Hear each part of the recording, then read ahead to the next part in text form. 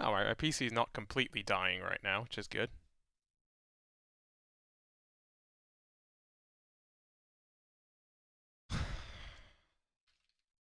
Timing is up. On timing 71. Does timing 71 give you tire info? I don't think so, no. You're probably right. Yeah, it doesn't.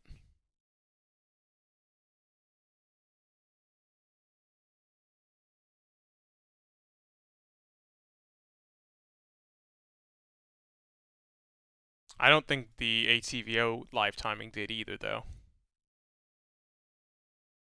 Maybe we can customize that. I'm not sure. I'll have to go look after this.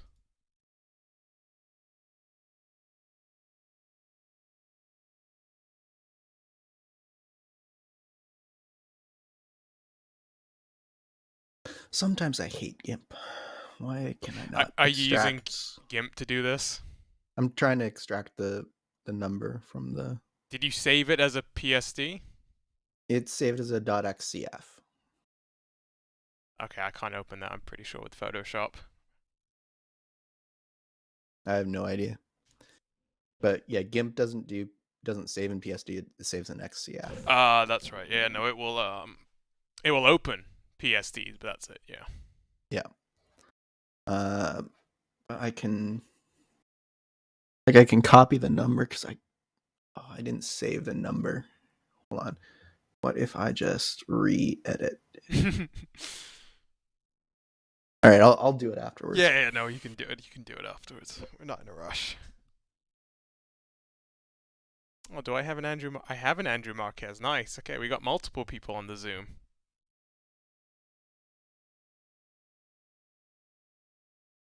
Ooh, we doing live cameras? This is a proper stress test, as stressy as I can make it. How much are we going to talk about Andrew Marquez and Brian Carey, or sorry, Alexander Van de Sant and Brian Carey absolutely yesterday throwing away the Elite Series race yesterday? You can. I didn't watch it, so you can fill me in. All right, here we go. Okay.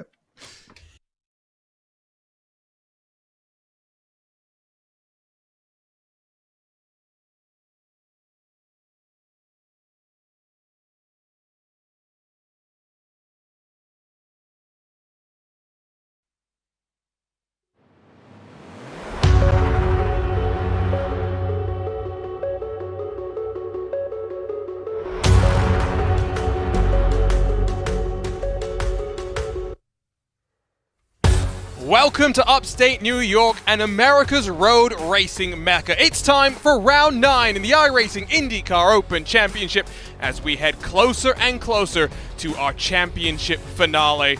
Hello everyone and welcome back once more. My name is Arjuna Kankipati, as always joined by the one and only Andrew Kinsella, and you can follow along with live timing and scoring by heading to RaceSpot.WTF/Indy. Follow along with your favorite team and drivers in both the real world and virtual world of motorsport. And Andrew, I mean, the last time out, what a race we had. We went short track racing at Richmond, which is always bound to throw up some surprises. The big surprise, though, was Andrew Marquez putting it on pole position and running really, really well until our one and only caution cycled things out very, very differently. Absolutely. Richmond was definitely one of the better short oval races that I've seen in a long time. It had just a little bit of everything. Drama from the pit stops, passing on the track. Really great race. But here we are today at Watkins Glen for 29 laps. And what a racetrack we have for IndyCar. This is one of my favorite road courses for IndyCars. It's just so fast, so flowing, and there's going to be action throughout the field here tonight, Arjuna. And let's take a look then at how the championship is shaping up, because again, it's a 12-week season, but only the best 8 rounds will count to the championship. Adam Blocker is now almost 200 points clear, and that might play into his hands, given that we are expecting potentially Blocker to miss a couple of rounds coming up with his commitments in the Real World NTT IndyCar Series. It is a power slide 1 through 5. We'll try and restrain our bias too much, but watch out for Hugo Olsen, who's only competed in 6 of the 8 weeks so far. He is being reeled on in by the ever-impressive New York native Andrew Marquez, Rashad Craig, Andrew Wood, Robin Glennox, and David Porcelli through the top 10.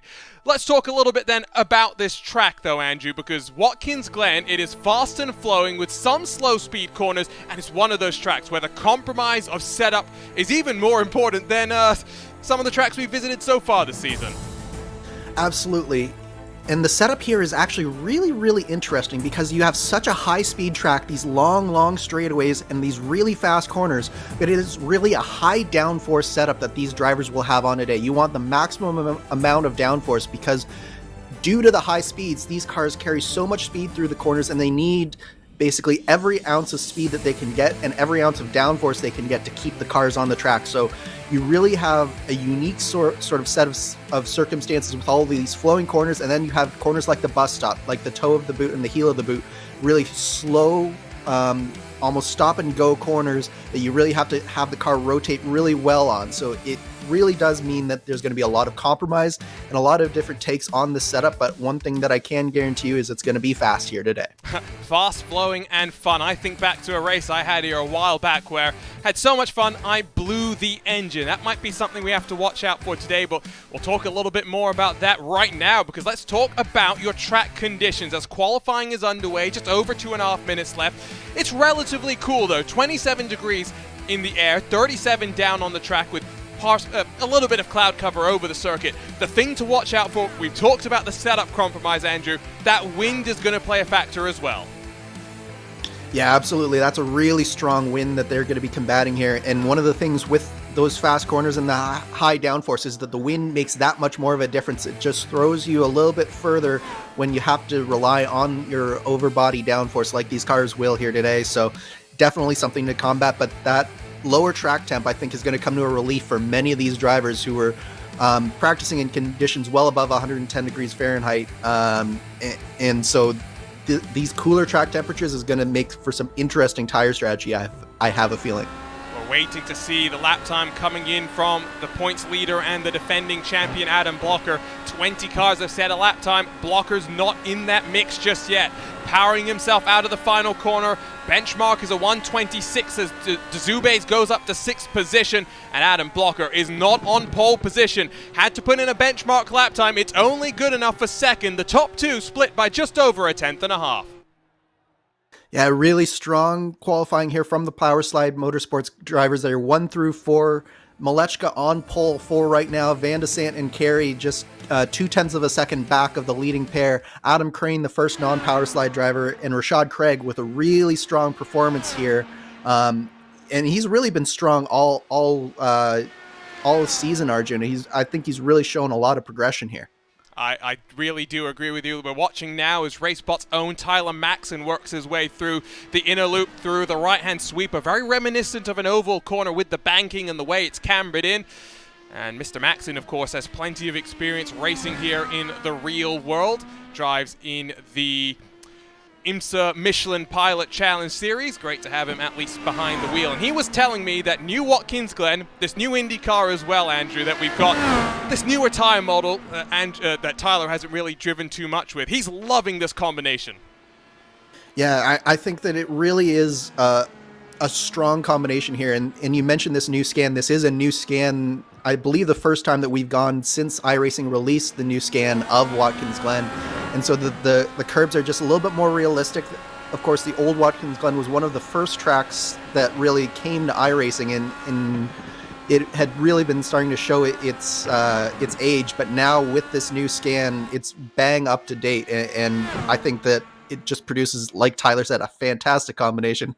As he that was a little bit of a dramatic way, let's call it, to exit the session there. Well, with that said, qualifying is over. We're ready to race in round 9 of the iRacing IndyCar Open Championship. Let's go trackside in upstate New York to take a look at the starting grid from Watkins Glen International. It's a Power Slide Motorsports 1, 2, 3, 4 with Robert Malechka, the benchmark time, a 1:26. 4-2-4. Adam Blocker will line up alongside on the front row, while Alexander Van der Sant and Brian Carey both a little bit looking for redemption after what happened yesterday at Mid-Ohio in the Indy Elite Series, rolling off on the second row. Adam Crane joins us once more. He'll line up inside of Rashad Craig on row number 3, while back in 7, Tyler Dzube and Tyler Maxson, 7th and 8th positions.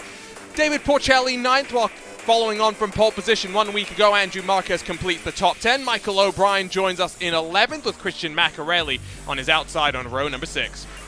Fabio Ciambella in 13th alongside fellow Italian Dan Piazza, with Hayato Matsuda and Makoto Yamasaki 15th and 16th positions. Great to get that international flavor in this iRacing IndyCar Open Championship. Laura Gerhardt and AJ Musselman share row number 9, while David Grable, Robin Glennox are on the edge of the top 20 with Clint Martin and Eric Miller, the final cars having set qualifying lap times. The big surprise, and a driver that's got plenty of work to do over the 29 laps that we'll have here today. Will Lyon, no qualifying lap. Did he overcook it in qualifying? Did he push the limits just a bit too much? He's got lots of passing to do. But the good news is, Andrew, this is a track that you can pass at fairly easily. Yeah, you can absolutely pass easily, but with 22 cars in front of him, he has all the work to do at this track, because while it is fairly easy to pass, it's still going to be stressful, and he's definitely going to find himself a little bit farther back than he probably would have liked. I would say probably best case scenario for Will Lyon, at least if I'm on the grid, I'm thinking top 10, and he'll take this from this race and maybe use this as a drop week, because he's been really strong on the road courses. But yeah, just a shame that he wasn't able to get that qualifying done.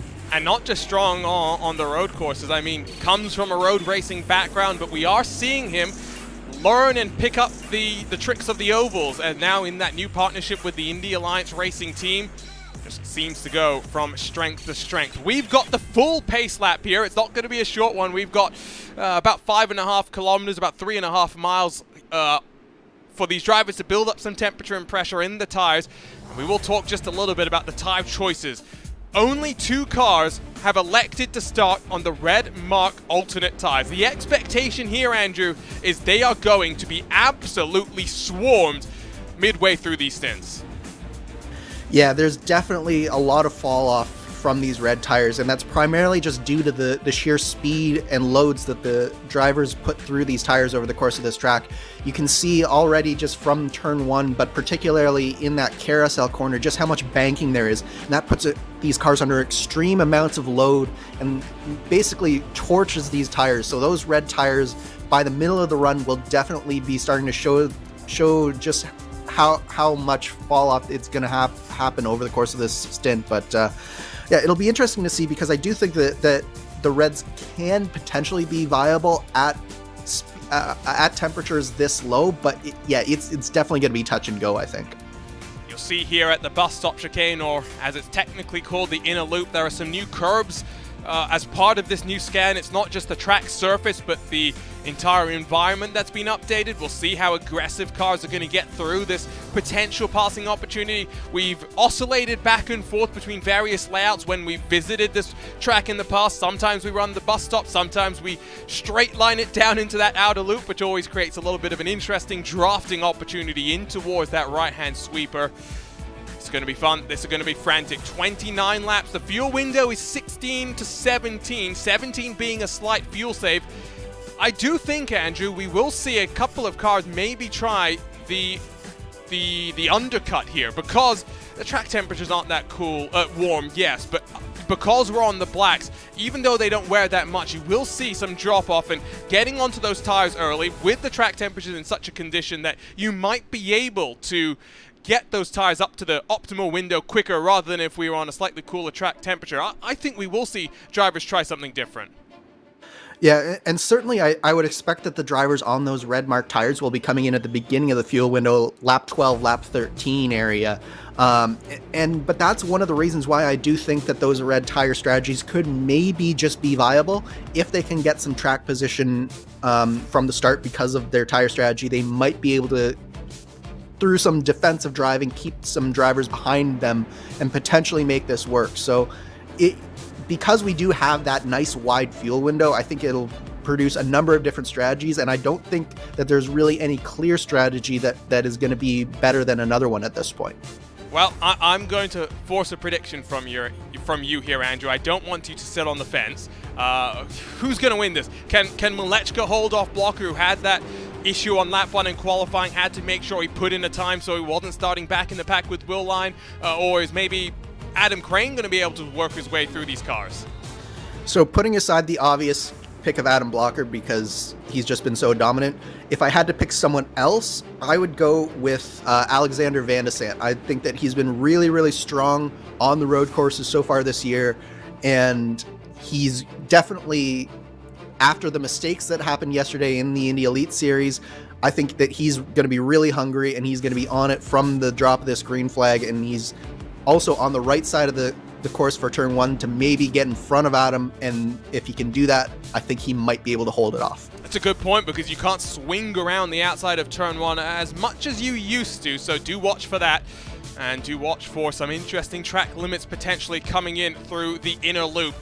Maybe not on lap 1, but maybe later in this race as the intensity picks up. Pace car is off, 29 laps on the board, and we're ready to race in upstate New York. Malechka picks up the throttle, and we are underway. 3 wide behind the leaders as they come down into turn number 1. Crane's on the inside of Brian Carriers. Rashad Craig looks to try and go the long way around. No major dramas. A couple of contact cars in the back.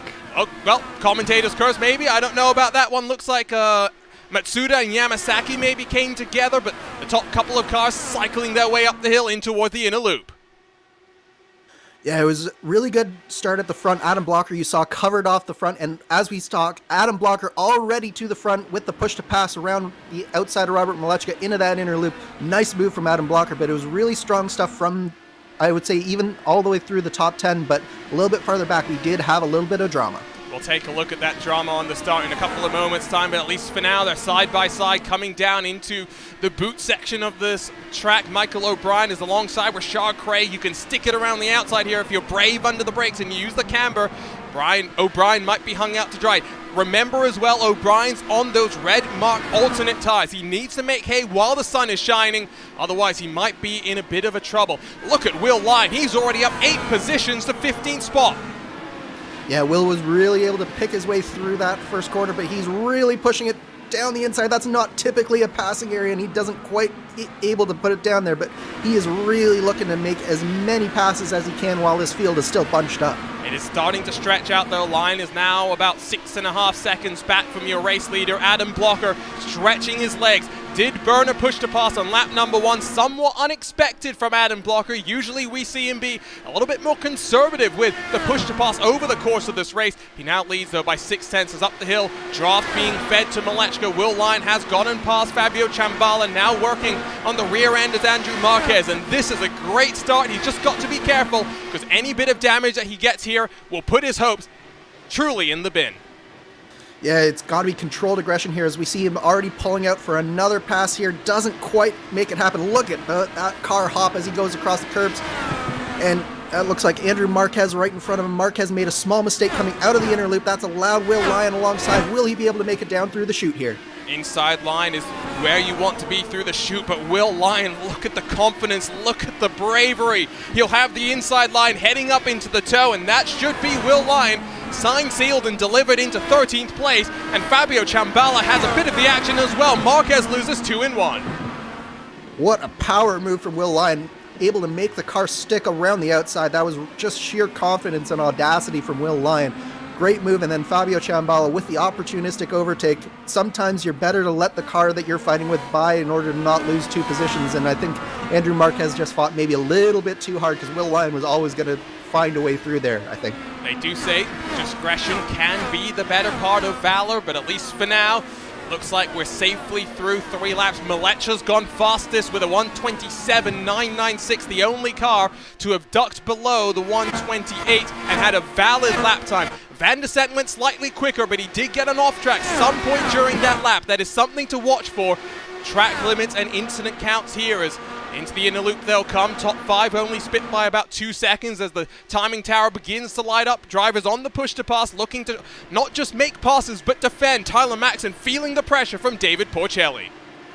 Yeah, Maxon actually locked up the brakes slightly into turn one, and he's been having a really great duel with David Porcelli here. But one of the things I want to bring to your attention, Arjuna, is that we're going to see, I think, through the course of this race, it's going to be very, very difficult for these cars to sort of break the draft here. So what we're going to see is we haven't normally talked about this, but draft is going to play a huge part here. Now, let's just look at this first corner replay that you see on screen. You can see that they get 3 wide throughout the course, but then, yeah, just a little bit of contact between, I think you were correct, that was Yamasaki and Matsuda, and I'm not sure which one drove into the back of who there. That was the 23 car. That was Yamasaki drove into the back of Matsuda, and unfortunately Matsuda lost a full lap while Yamasaki is 51 seconds behind the leader already. So definitely a disappointing start for them for this race. Matsuda's actually come down onto pit lane, so I think that's what happened there. Brian Carey has gotten past, I think, by Adam Crane. Not sure exactly when that happened.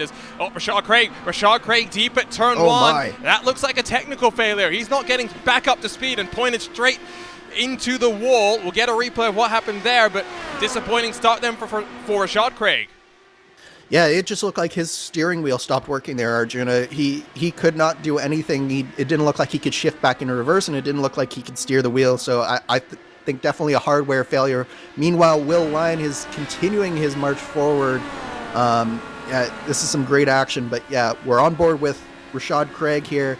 As you can see, he just basically, he loses the back. Oh, there. He gets damaged. Hit.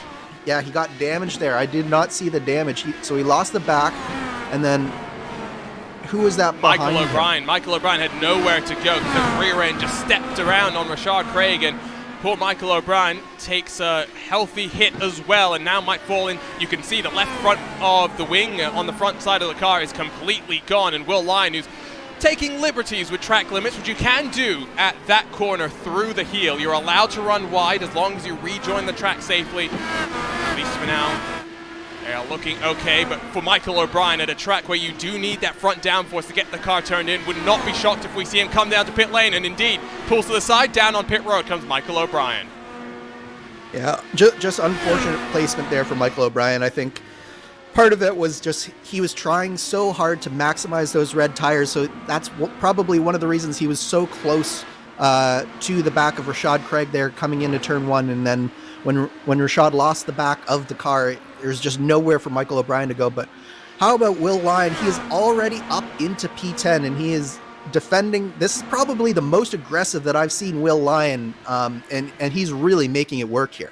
It's a track which does invite aggression. It's one where you get rewarded for controlled aggression. That's probably the best way of putting it. Knowing when to load up the tires and go for moves, when to hang back just that little bit extra and avoid forcing the issue at times, which is a skill that is definitely something that sim racers don't always have in their hands. What happens here to David Grable? Looks like he's having technical issues, and then just 2+1, more issues for him. David Grable loses the rear end of his car coming down in through the chute. He is dropped now down to 18th position, but still running, at least for now. We'll see if those technical issues might retire him from the race. About to be 5 laps in our books. And Adam Crane has gotten by Brian Carey. No, that happened a while back.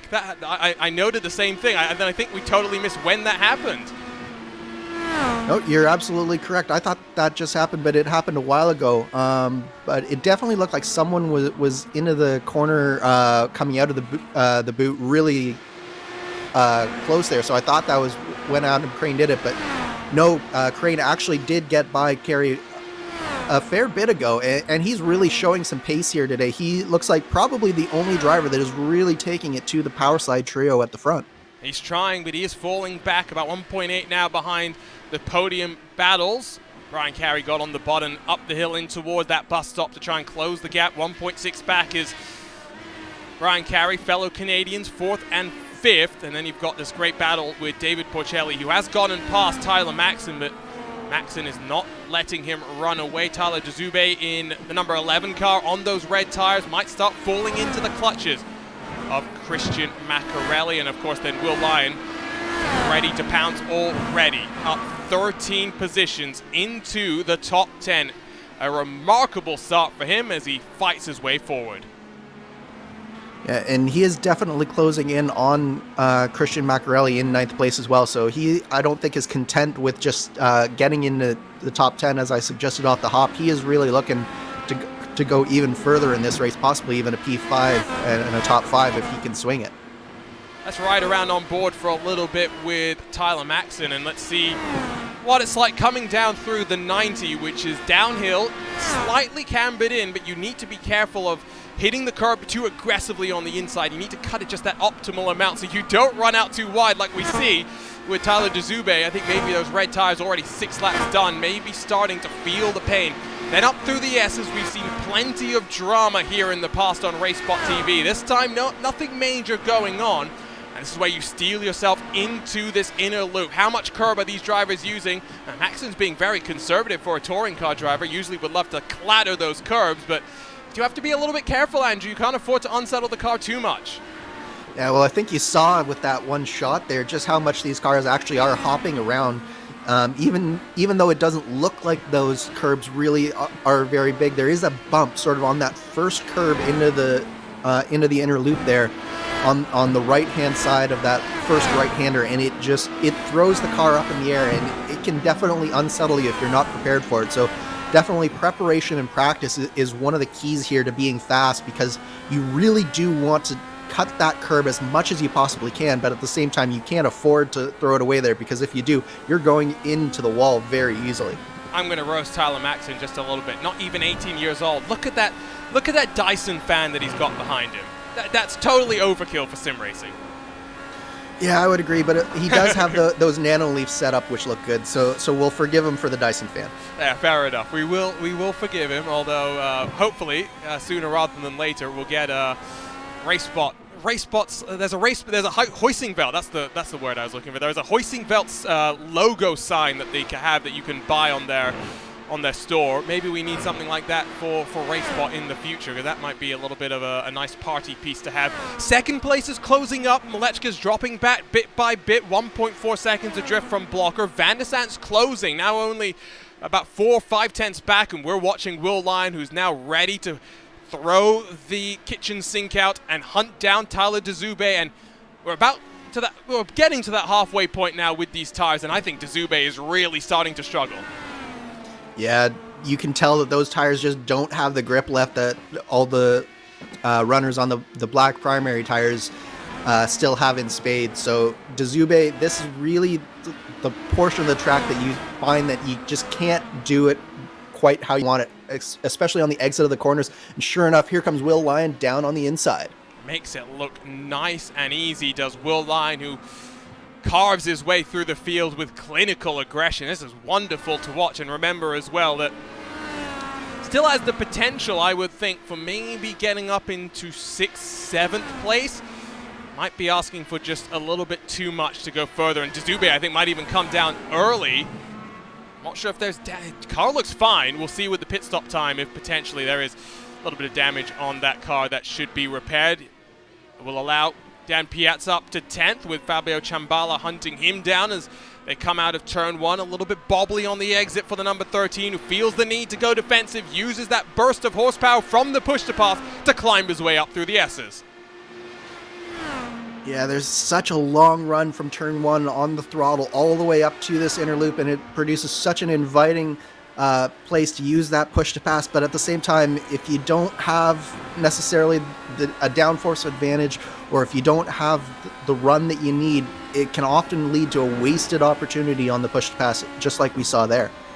We have seen different drivers, different styles of using the push to pass. There you can see on the left-hand side the number of usages for all the drivers. You get 10 allotments of a 60 to 70 horsepower burst, and how do you ration them out? That's completely up to you. Blocker and Malechka both have used 1. Van der Sant has used none. You got a couple of cars which have used 3.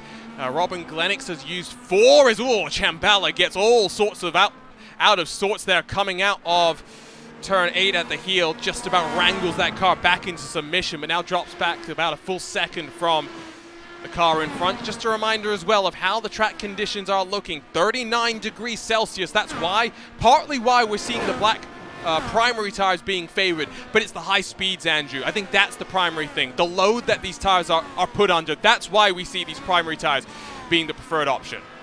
Yeah, absolutely. And we're seeing that the track is heating up as well. It's, if I'm not mistaken, gone up 2 degrees Celsius since we've gotten into the sim and into the session. So these drivers are definitely putting some heat into this track. And speaking of heat, the battle for second place is really heating up between teammates Robert Malechka and Alexander Van de Sant. I think you are right. I feel like it's gotten a little bit sunnier since we got underway. Maybe just the cloud cover has shifted over the circuit here in upstate New York. And look at Malechka just a little bit wide as they round themselves up through the toe.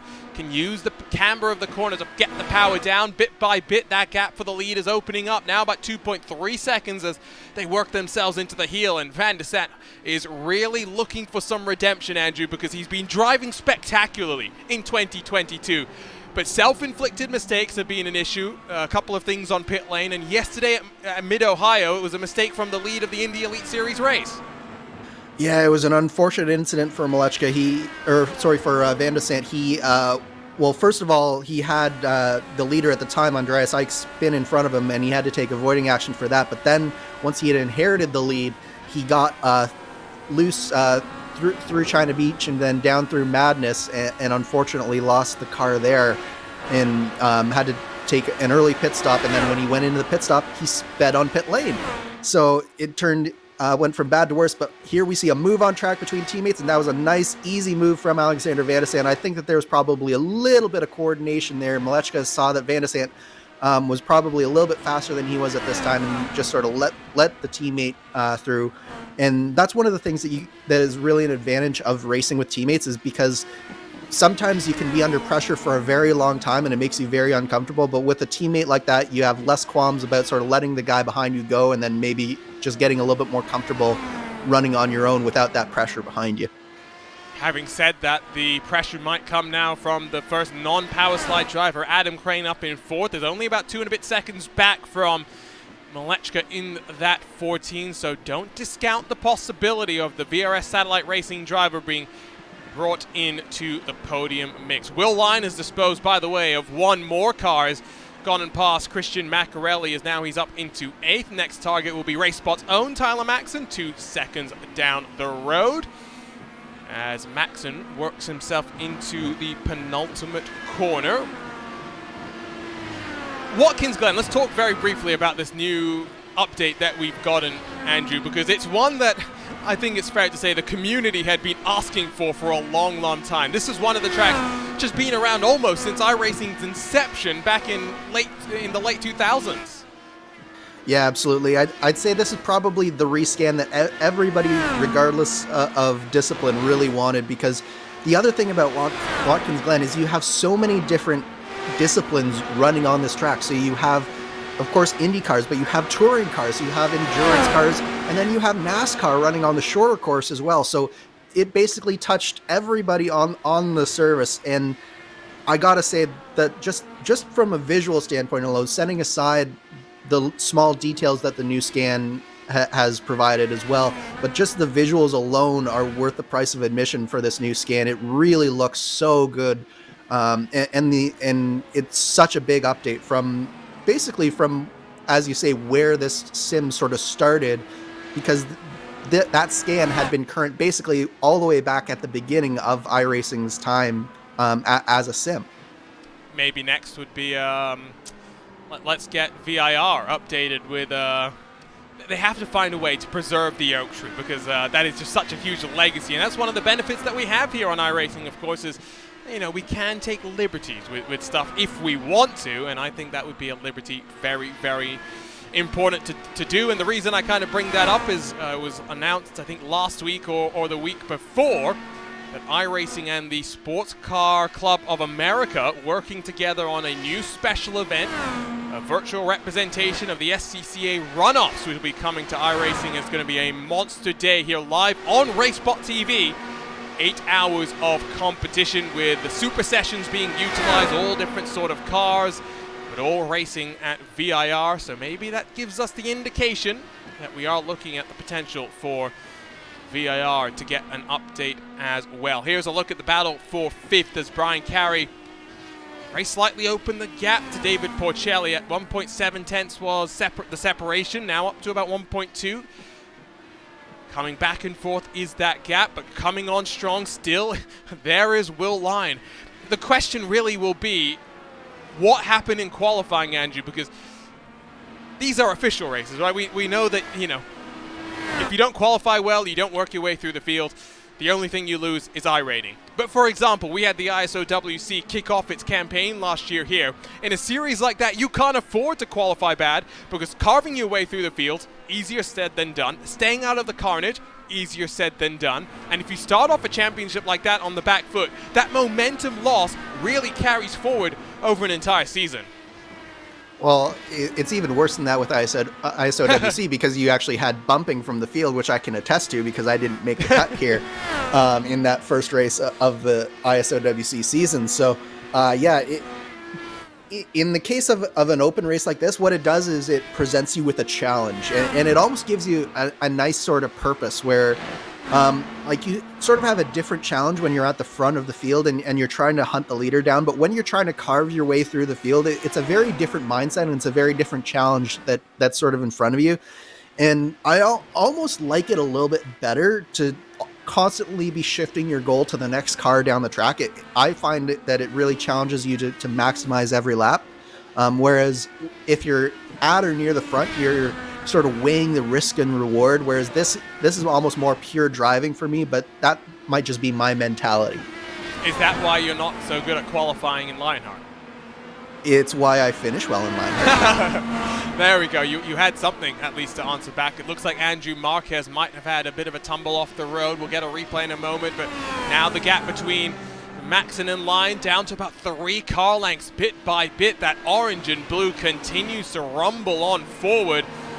I think this pass is going to be affected very, very shortly. I don't think Maxon's going to be able to fend off the charge. Here's a look at the replay from Marquez. Oh, does he turn into aggressively there, or does that car unsettle itself? Maxon's coming in very early to try and get onto a new set of tires here. Yeah, I like this call from Maxon. I think it definitely offers the opportunity where I think his tires were definitely starting falling away a little bit. He mentioned in conversations with us at the beginning that he didn't really have a good handle on the blacks yet, so that's a good strategy call to get off them early. Meanwhile, yeah, with Marquez, I think he just probably hit the brakes a little bit too hard, Arjuna, and especially as the tires sort of wear out, you start to have to play with that brake bias just a little bit, and if you don't, stuff like that can happen where I think he just locked the rear tires. It sent him towards the inside, he overcorrected, and then out into the outside wall. David Porcelli has also come down to pit, but crucially for him, he will stay in front of the likes of Eric Miller and David Graybill, something that Tyler Maxon unable to do. Maxon has a little bit of a gap, about 2 seconds to Graybill, who continues to have those technical issues. Eric Miller not far behind as well as Graybill. I think looks to try and get a move on Eric Miller. These are scary, scary times if you're either of the cars not knowing exactly where the other one is. Absolutely, and this is probably one of the scariest tracks to have a blinking car at, because this is what I like to call a high commitment track. Every corner you have to be very, very confident of not only what you're about to do, but what the cars around you are about to do. As we see Alexander Van de Sant and Adam Crane both on pit lane on lap 16 of their stint. Leaves out Blocker, Malechka, and Carey in the top 5. Will Line will stay out there as well, so a bit of fuel saving potentially. Brian Carey burns through another one of his push-to passes, now reaches 5 used, 5 left as he rations them out over the course of the 29 laps. Van de Sant will release himself off the lane in just a moment's time as clattering himself over the curbs in the inner loop comes Robert Malechka. There inset is Van de Sant as he comes out of the pit lane. Where will he be in comparison to potential traffic? He's got the track to himself, and it's hard to emphasize just how important that is, because if you now look at Adam Crane, he might have some traffic to work his way past. He might have some traffic, but he might also have a draft that will help him mitigate the loss from those newer tires and potentially get him just a little bit more speed down that straightaway. So it all depends on how well the traffic works with you. So if you have traffic that doesn't work with you, it can hold you up. If you have traffic that does work with you, it can potentially be a big benefit. So there's 2 sides of that coin, I think. Here is Blocker as he comes through the penultimate corner, we know. Adam Blocker likes to save fuel, but even now, as a left foot braker rather than a right foot braker, I think, yeah, it would have made sense. Leading by about 4 and a bit seconds, he'll come into pit road, so will Malechka. Surely we'll see Brian Carey diving down as well. There he comes. Expect Will Lyon then, given how hard he was charging, to follow suit. And indeed, top 4 now cycle onto pit lane. Where is Alexander Van der Sande? Of course, not expecting him to get in front of Adam Blocker. Question will be, how big an undercut has he managed to get to clear himself off of Robert Malechka? I think maybe Van der Sande had a bit of a moment. He's having some technical issues, I can tell you as well. Yeah, it just looks like his connection to the server might not be the best, but it does look like Van der Sande will get out well in front of Malechka, and he is even, I think, gotten just a little bit closer to Adam Blocker, and he is on he is on hot tires with push to pass right now. So this could be Van der Sande's opportunity to at least get back into the draft of Adam Blocker. And if he can do that, he could potentially be able to reel in our leader here. Might we see a similar thing happen between David Porcelli and Brian Carey? Of course, Carey now has to do the same thing that we were just talking about. Get the tires up to temperature and pressure as we jump on board with Porcelli through the bus stop. Oh, look at the line, so precise you have to be, given those curbs are ready to greet you and make things go wrong. Porcelli now 3/10 back. Equal on the push to passes are the two drivers. And now this is where we'll see a fun little battle. A bit more separation has formed between the top 4. This is the closest battle that we're looking at. If these two fight hard, they do have to remember that, of course, guess who's ready to come and pounce? None other than our friend Will Lyon. Yeah, the march of Will Lyon continues, but I've been really, really impressed with David Porcelli so far in this race. He's done a great job here. Definitely, he's not on one of the big teams, so all of this effort is really, you see, coming from David Porcelli himself. So really strong drive here today, and then what can we say about that car hunting him? Will Lyon, he has marched through this field and hasn't put a wheel wrong yet. This is where, if you're Lyon, don't push it. Don't push your luck. You've done great so far. As Alex Van der Sande punches in the fastest lap of a race, is a 1:27.600. Also tracking a battle between potentially Christian Maccarelli and Dan Piazza as they come in through the final corner. No major dramas just yet for these cars. Oh, speaking of drama, Clint Martin might have had a bit of a moment on his own. Yeah, there was an unfortunate moment with Clint Martin there. Trying to see what happened exactly. It looked like it was towards the heel of the boot. Just exiting the boot on that left-hand corner, Clint Martin, he just loses the back end, basically on power down, was on the curb, and then spins into the inside wall, and that looks like heavy damage for the 22 car. But meanwhile, on screen, the battle between Brian Carey and David Porcelli does continue here. Carey's been able to open it up very slightly, though, just opening the taps, wringing the maximum out of that car now that he's got a little bit of an advantage with tires being 1 lap younger. Will Lyon, 1.7 seconds back. Do not discount the possibility of a run from the back to the top 5 for Will Lyon in that 4 car, but slowly but surely, he has got to start getting the passes done. The next time by will be 10 laps to go as Robert Malechka gets on the button to try and close up to Van der Sande in front. Yeah, Van der Sande had a little bit of a slow lap the last time by. Meanwhile, Adam Blocker really turned up the boost and turned up the push to pass and put some distance in between himself and his teammate there. And then, as you mentioned, Robert Malechka using that push to pass to try and stay in contact with Alex Van der Sande. But I do think that, barring a mistake at least at this point, the battle that you see on the screen here between David Porcelli and Brian Carey is definitely the closest on track that we have. Although you say that, side by side, here comes O'Brien, recovering from that damaged front wing, around the outside in the inner loop. It's brave. Chambala will shut the door on him. Battle for 11th, 12th with Tyler DeZube switching over to the black mark tires. Got a long way to go on them. Yeah, I don't know if DeZube will actually be able to make it to the end on this fuel run. Neither will He's going to have to go a O'Brien. long way. Yeah, so both O'Brien and DeZube, I think, won't actually be able to go to the finish. So really, I think Chambala has a good handle on 11th, but at the same time, probably this fighting is hurting him a lot more than it is the other two. We'll have to now wait and see exactly how much they are going to force the issue back here in the pack. But of course, bit by bit, we work our way closer and closer towards the finish of this race. Van der Sand's now 3.5 back from Blocker. Porcelli and Lyon, they're now separated by about 9/10 of a second. I don't think that Porcelli's got enough to close the gap to carry. It will be Will Lyon that's going to put the pressure on him, as look at this, really closing, both drivers using the push to pass.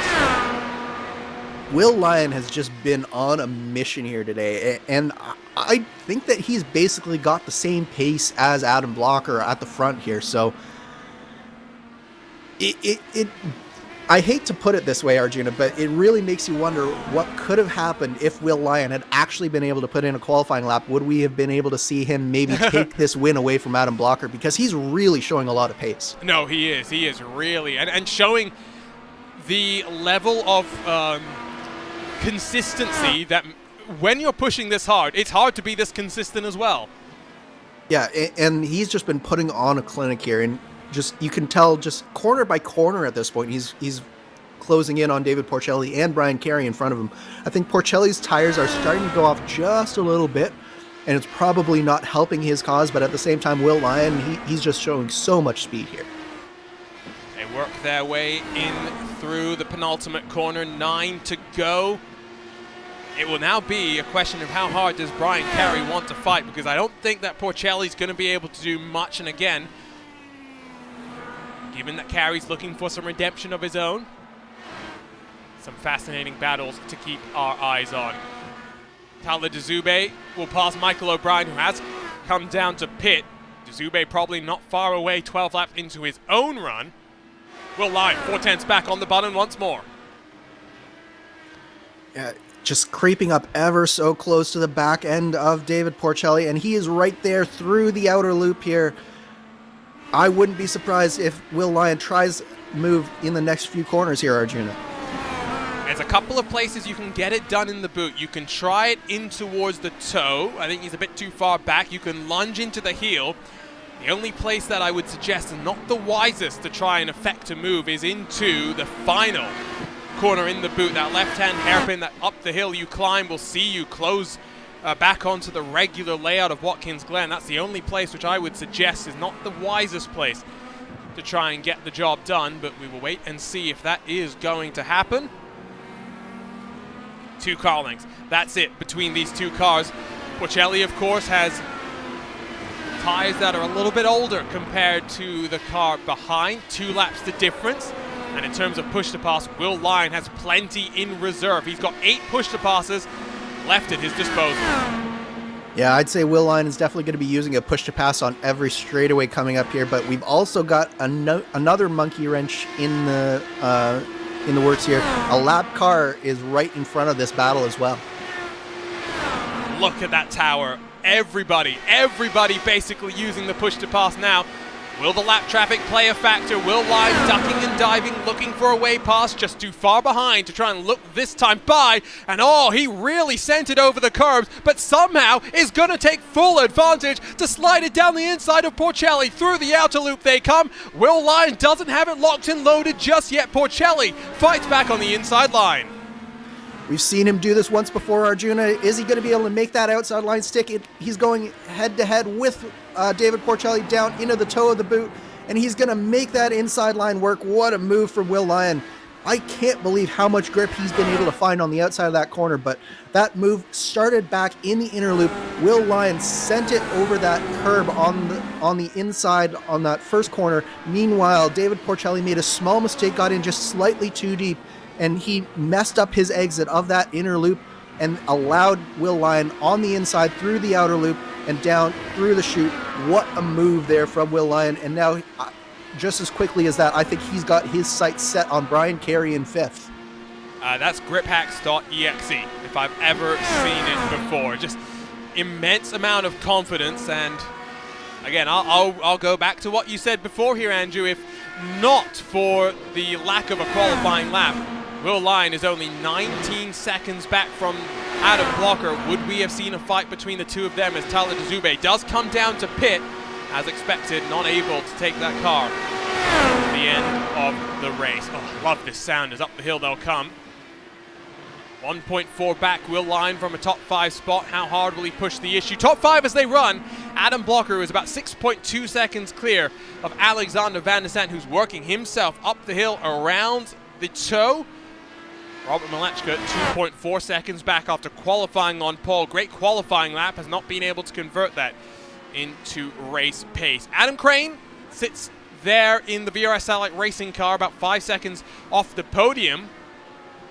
He should be safe from the charge from Will Lyon because he has about 4 seconds in hand as we have 6 to go this time by, but Adam Crane cannot afford to make any mistakes at this point in time.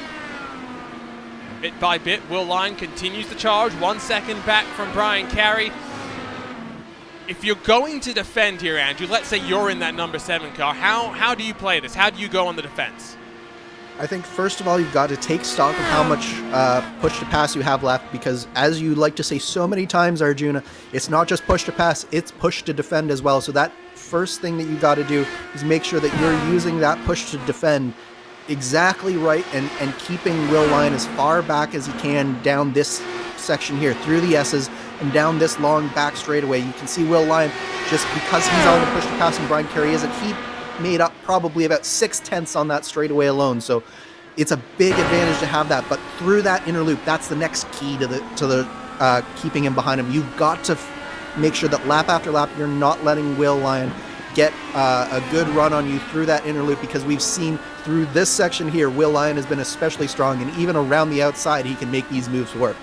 I'm still scared watching him through the inner loop, through the bus stop. The way that he's clattering those curbs is getting me unsettled, and I can't even wonder if you did that in a real Dallara IR18, what your spine would be feeling as he closes even through the braking zone at the heel.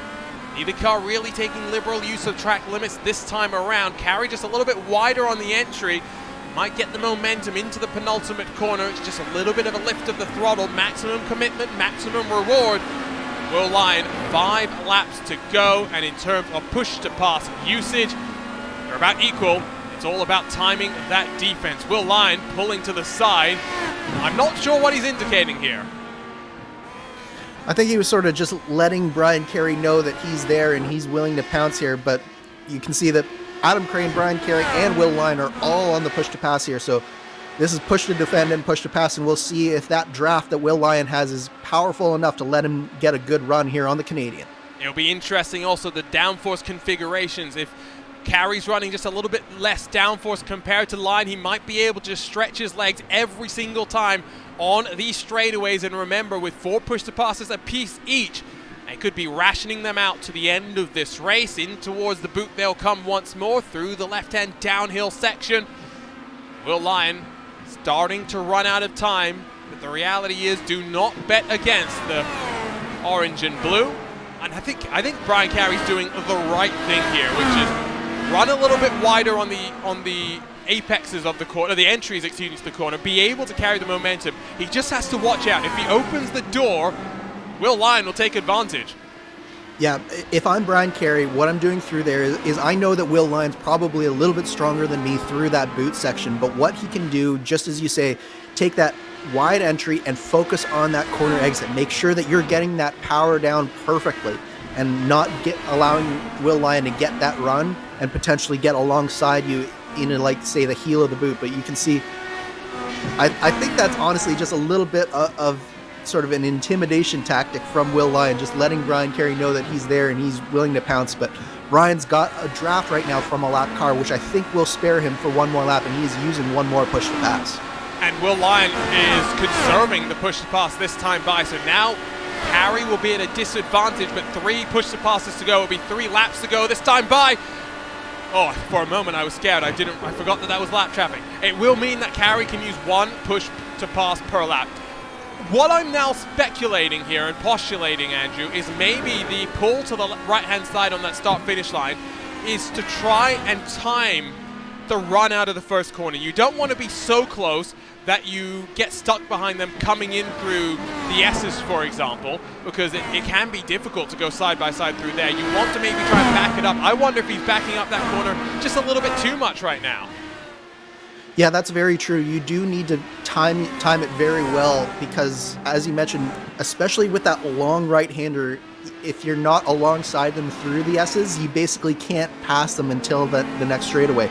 But the other thing to keep in mind is that now that Will Lyon has conserved that push to pass on this last lap here, is that where he's strongest is through that boot section, particularly basically on that straightaway that makes up the sole of the boot. That's going to be a place where Will Lyon can potentially use a push to pass, maybe even on the final lap if he hasn't gotten the move done yet.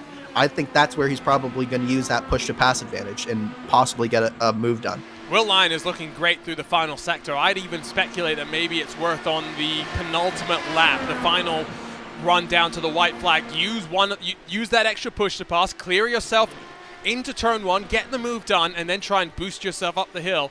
Again, we'll go back to the point though, downforce configurations might be playing a factor here. It'll be 2 laps to go, this time by bit, nearing the checkered flag here as we work our way towards the tail end of this 2022 Season 1 in the iRacing IndyCar Open Championship. Remember as well, schedule for next season has already been confirmed. Visit the iRacing forums and you can find out all about where we're going next season. Of course, I'm 100% biased, but of course the yearly trip to the Nürburgring Nordschleife is very much on my agenda and seeing how that one is going to run. And I know if Jacob Oster is watching, he's just hoping for some cool track temperatures so he can try and beat the world record here on iRacing, just held by a Russian Formula 3 driver. Adam Blocker is already across the line. It will be 2 laps to go for these drivers this time by. Good point noted by Justin Hess, and this is something that I had mentioned earlier today in today's event here, Andrew, is that maybe Lyon is just trying to get some cool air into the radiators of that car. If he's running a little bit too covered up on the radiators, trying to get as much speed from the car in a straight line, that might just be overheating the engine here. That's a very good point, Arjuna, that I hadn't considered. Yeah, we saw that even in the Lionheart Series race that we had here almost a calendar year ago. So that very well could be what Will Lyon is doing, and it could be what's preventing him from using the push to pass as well, because that will introduce just that little bit extra temperature. But I think come the final lap of this race, all bets will be off, and you just sort of have to see if it blows up, if it blows up. But if I were him, I'd be starting to use that push to pass right now, because the better thing for him is to get in front of Brian Carey as quickly as he can, and then he will have clean air on his radiator no matter what. So if I'm Will Lyon, I'm using this opportunity and trying to get by Carey as quickly as he can. And if you're wondering if that's possible, shameless plug, but head on over to my YouTube channel, search my name, Arjuna Kankipati. I have a video up of my own moment with a GP2 engine where, yes, my engine did blow. Then we were running the no boot, the no chicane layout, so it was a little bit of a longer run, but I was running in the draft of not 1 but 2 cars. But halfway through the race, if I remember correctly, my engine said no mass and decided to leave. White flag in the air. Adam Blocker is well and truly in the win. 9 seconds clear. I don't think Will Lyon is going to be able to get this one done. He's a little bit closer, though, coming out of turn 1. And here we see Will Lyon on the push to pass, so it's now or never for Will Lyon, and I think that I'm going to disagree with you. I think he does have the run here on Brian Carey, and I think he's going to be able to make it done here into the inner loop.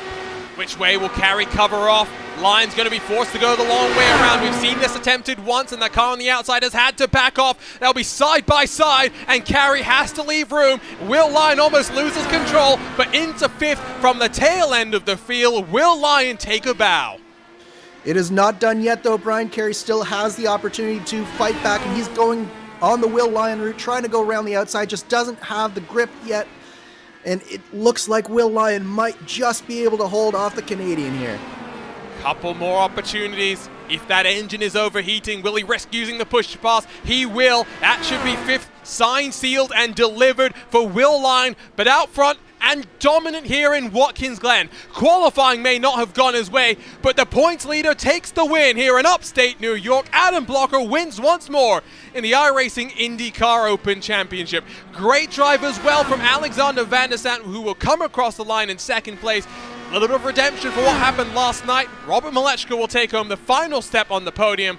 Adam Crane, the first non-power slide driver, will finish down in 4th. But again, Will Lyon, undoubted driver of the day. 23rd to 5th. Carved his way through the field. Incredible, incredible drive. Time after time, we don't know how these IndyCar drivers are going to be able to top the last time that they were out, and time after time they deliver.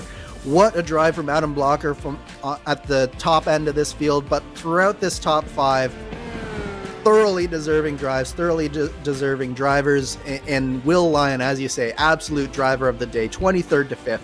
Incredible stuff, especially that pass on the last lap, 2 passes through the chute on the outside, just incredible stuff. I loved watching, and again, it was controlled aggression, and unlike what sometimes you see when drivers are right on the ragged edge, wringing the neck of their cars, he never looks like he was going to make a mistake, other than a couple of moments through the bus stop. But every time something looked like it was about to happen, he had the right amount of counter steer, the right inputs to get the car back under control. Will Lyon a top 5, but again, the day does belong to Adam Blocker, winner once more here in the iRacing IndyCar Open Championship. 29 laps later, here's a look at your race result. A power slide 1, 2, and 3.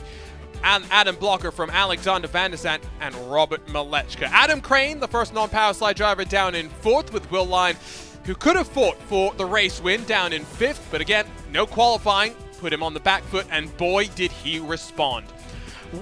Brian Carey passed on the last lap, but 6th for him. Good day overall, with David Porcelli, Tyler Maxson, Dan Piazza, and Christian Maccarelli completing the top 10. Fabio Ciambalo, the car down in 11th.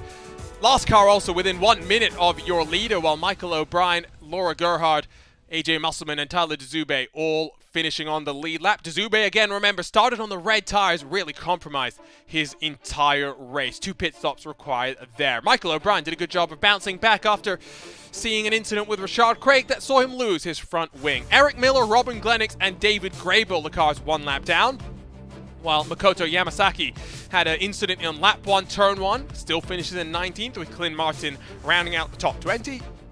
Hayato Matsuda 21st, Andrew Marquez 22nd after a mistake for him down in towards the chute, while Rashad Craig, early retirement for him.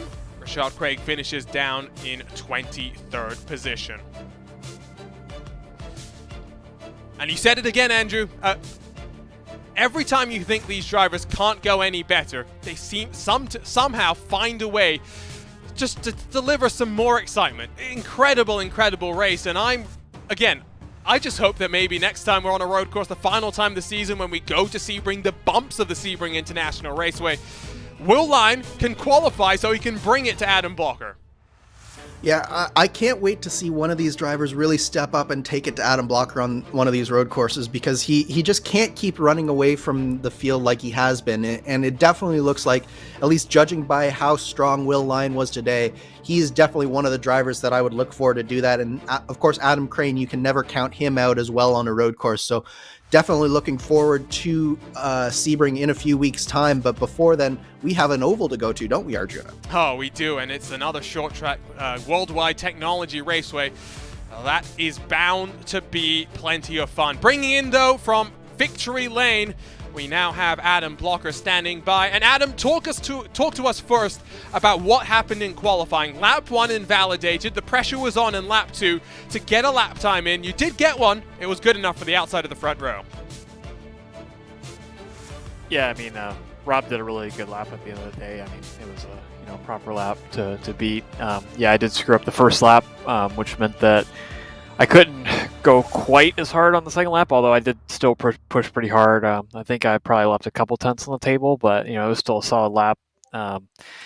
Yeah, then the start was really surprised that Rob didn't use a push to pass on the bus stop, and I did, and I got a good run out of, cleared Alex pretty easily into 1, so it gave me a good run on Rob into the bus stop, and yeah, I was able to kind of get the lead there. Talk to us a little bit about the temperatures in today's race, because getting word from Powerslide that 2 of you took out a little bit of that radiator inlet to cool the temperature of the cars. 2 of you didn't. What was the call there? Why did you elect to take out that little bit of inlet?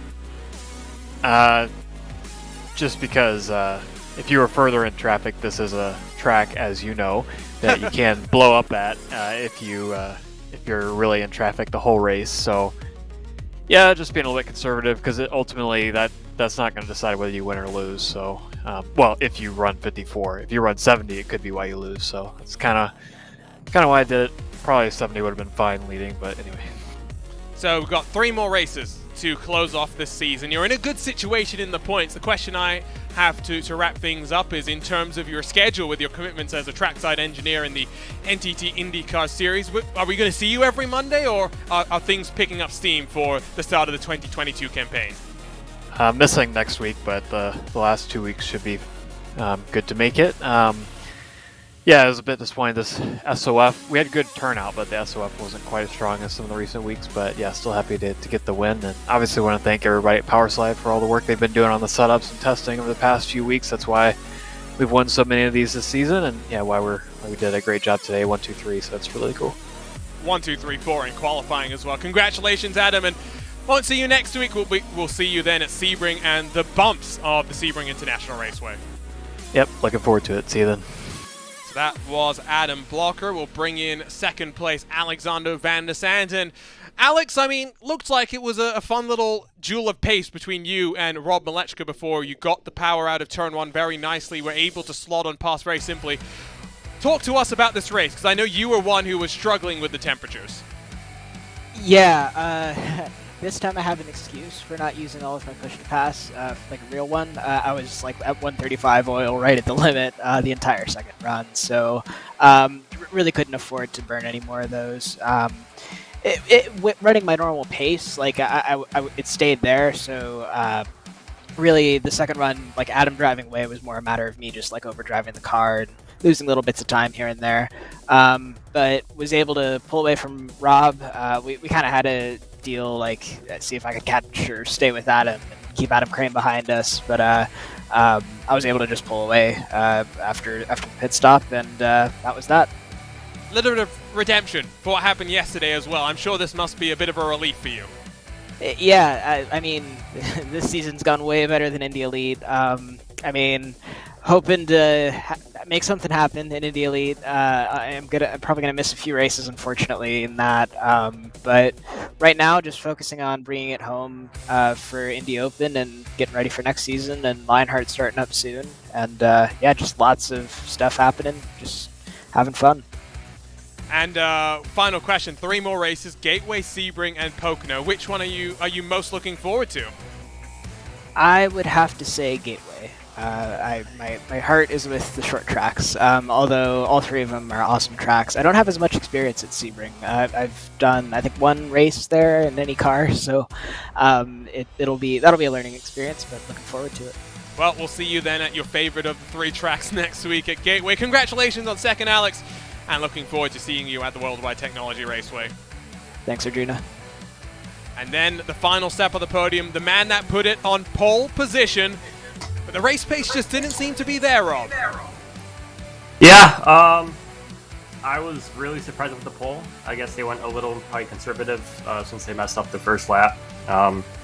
But yeah, I probably was roughly 2-3 tenths off Adam. I probably matched Alex, but I was just having really bad heating issues the whole race. Alex and I ran the same inlet, while my other teammates went a little smaller. Yeah, at least me and Alex really struggled there with temps towards the end. I know that pain. Trust me. I know that feeling. I heard the story. Oh, now I'm sad again. Moving quickly on, in terms of your development as a road course driver, we know you've got incredible pace, incredible strategy now on ovals. What's been happening over the last couple of months? We've seen the pace on the road courses just go up and up and up.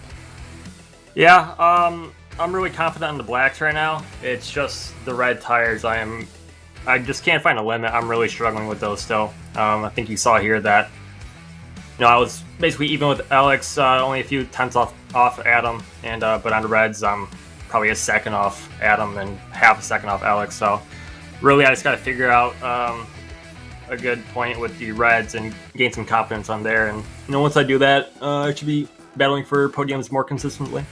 It's interesting you say that, because usually I feel like that's counter. Like the black tires have that little bit less grip. I kind of assume that people prefer the red tires, especially while they're trying to develop confidence and pace in a car. Kind of leads me, though, to my final question for you, Rob, which is, of course, Lionheart is not far away from getting underway for 2022. And with a schedule that balances more towards the ovals rather than the road courses, what's in store for you? Do you think you can challenge Adam and stop him from winning a 5th in a row? It's gonna all depend if I learn how to use these red tires. If I learn the red tires, I don't want to be cocky, but I think I might have a bit of a shot. But at least on the old side, if I'm not at least podium, it's just a failure of a race. But yeah, like I said, if I can get a little more confidence on the red tires on the road courses, I won't rule out at least top 3 in points. Well, congratulations, Rob. The polls show that you've got the pace. Let's see how you develop over the rest of the year. Congratulations, and see you then from the Worldwide Technology Raceway. Yep, thank you, guys. So that was Robert Malechka. We're now joined by RaceSpot's own Tyler Maxson. And Tyler, not much practice, and I know that because I'm the one that told you that this race was happening, and you jumped in very, very last minute. But how much fun was it? You said that the car with the new tire model, this new Watkins Glen as well, it's just so much fun. Yeah, it's absolutely awesome. And yeah, like you said, I think so. I did a little bit of practice, but on the reds. And then I realized that we were actually going to be running on the blacks. So I think I did about 2 race laps on the blacks before the actual race. So yeah, it was very limited practice, but a lot of fun. I don't think there's a better combo, honestly. This was a lot of fun. That's high praise from the man that, of course, has the car that he drives in the real world here on the sim, that Hyundai Elantra. And I do want to kind of talk to you about that experience. For those who don't know, you race in the Michelin Pilot Challenge. You had the fun of putting it on pole position at Daytona with a rather bold strategy that saw you take slick tires on a drying track. What was that lap like? Yeah, it wasn't actually that bad because we weren't really sure how the track was going to be, and we kind of got out there and we're like, okay, yeah, like this is going to dry up fairly quickly. So we did a few slow laps. I think we ended up doing like 4 just pace around laps. And like, all right, we have like a time for like 1 lap. Just send it. So I just went full send on the 1 lap, and then and then we were basically out of time. So it wasn't actually that bad on the lap, but it was definitely a bold strategy call by our engineer. What's the hopes then for this season, Tyler? Of course, I mean, let's not dwell too much on last year, but that was rough. Last year was just not your year. And not the other Tyler as well, who was your teammate. No, that was not our year. I think that we had everything but a win last year. So this year we're definitely looking to get a few more wins. Just looking for consistency, honestly, because consistency wins championships. And that's ultimately our goal, but definitely looking for a lot of race wins as well. Well, thanks for joining us. Ice cream in hand as well, which seems to be melting, so make sure you go and eat that now. We'll see you hopefully at Sebring in a couple of weeks' time. Yep, we'll be there. Well, that wraps up our post-race interviews here from Watkins Glen International. And again, one more short track here, Andrew, and it's one that I think a lot of people are looking forward to because we're going racing at the Worldwide Technology Raceway, not under the night lights like we usually do. It's going to be in the middle of the day. That's going to be fascinating. Warmer temperatures. How do drivers manage to extract speed from their cars? Yeah, the biggest short track on the iRacing schedule, I think, will deliver some really fun action. And as you mentioned, those tires are going to be key coming up here at round 10 at Gateway. I think that it's absolutely going to produce some coming and going over the course of the race, some interesting strategy. But more than anything, I think it's going to create some slipping and sliding and potentially some incidents that we haven't really seen thus far this year with the caliber of driver that's come out to these Indy Open races. But I think it's definitely going to throw a little bit of a curveball for everyone here. One more look at the schedule. 125 laps are on the agenda next week from Gateway. 2 races to go after that. 1 road course, 1 oval, Sebring, and then the tricky Triangle Pocono. You can catch it all here on RaceSpotTV. But that brings us very nicely to a conclusion here in round 9 of this 2022 iRacing IndyCar Open Championship. We'd like to thank you for joining us here on RaceSpotTV. And again, we'll be back same time, same place, Monday, 7 p.m. Eastern, 4 p.m. Pacific, for more great IndyCar action. On behalf of the entire team at RaceSpotTV, for my co-commentator Andrew Kinsella, my name is Arjuna Kankipati. Delighted to have your company here on this Monday evening. It's so long and goodbye, but congratulations to Adam Blocker, winner at Watkins Glen International.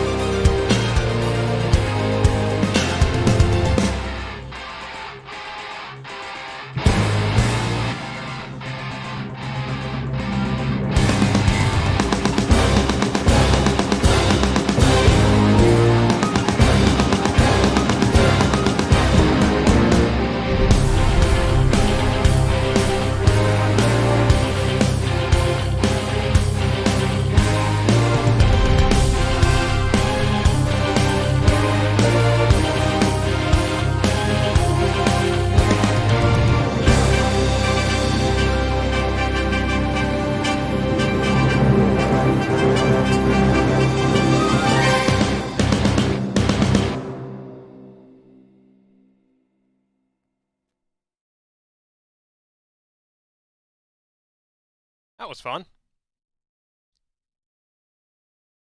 Yeah, it was a good race. Except for my PC deciding. My main PC was I don't even know if anyone other than David was having